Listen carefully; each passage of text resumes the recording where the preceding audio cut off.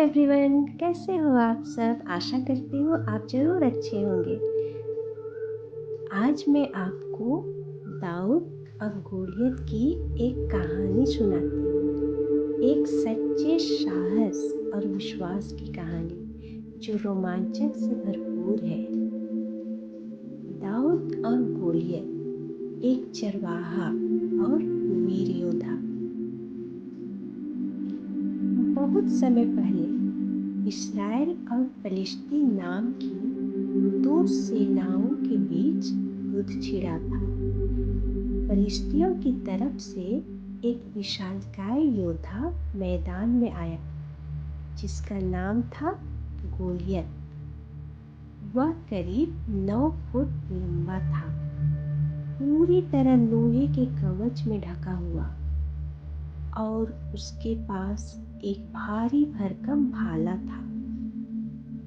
हर दिन वह इस्राएल की सेना को ललकारता और कहता, अगर तुम में से कोई मुझे हरा दे तो हम फिलिस्तीन तुम्हारे गुलाम बनेंगे, लेकिन अगर मैं जीत गया तो तुम हमारे गुलाम बनोगे।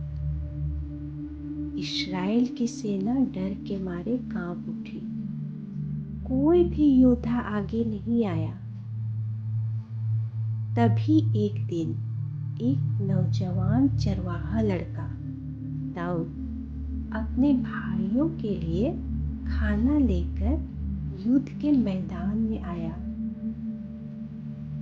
उसने गोलियत की ललकार सुनी और आश्चर्यचकित हो गया कि कोई उसे चुनौती क्यों नहीं दे रहा है। दाऊद बोला, मैं इस दैत्य से लड़ूंगा क्योंकि मेरे साथ परमेश्वर है। राजा शाऊल ने पहले तो उसे मना किया, लेकिन दाऊद की हिम्मत देखकर उसे इजाजत दे दी।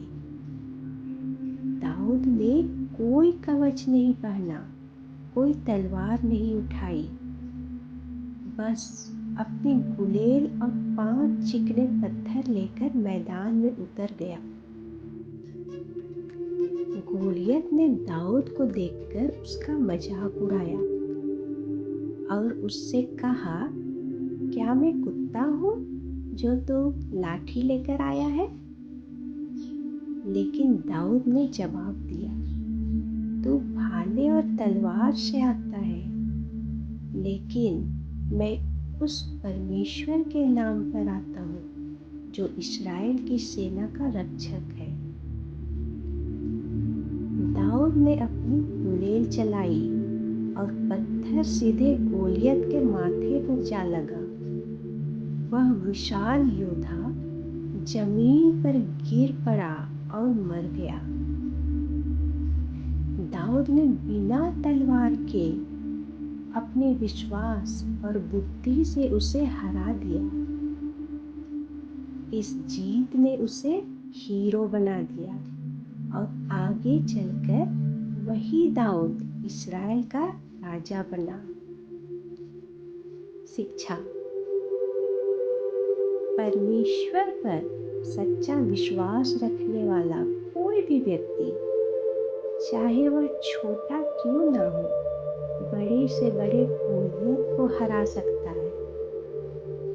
यह कहानी हमें यह सिखाती है कि ताकत शरीर से नहीं, परंतु परमेश्वर पर भरोसा रखने और उसकी आत्मा के द्वारा आती है।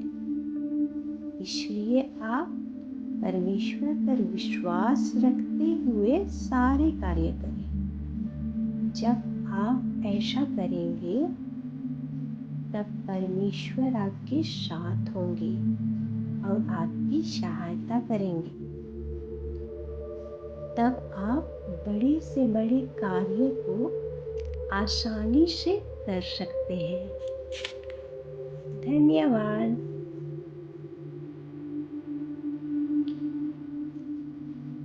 आशा करती हूँ इस कहानी के द्वारा आपको बहुत सारी सीख मिली होगी।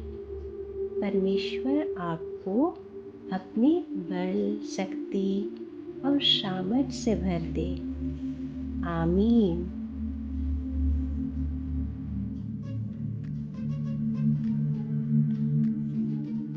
Thanks for watching.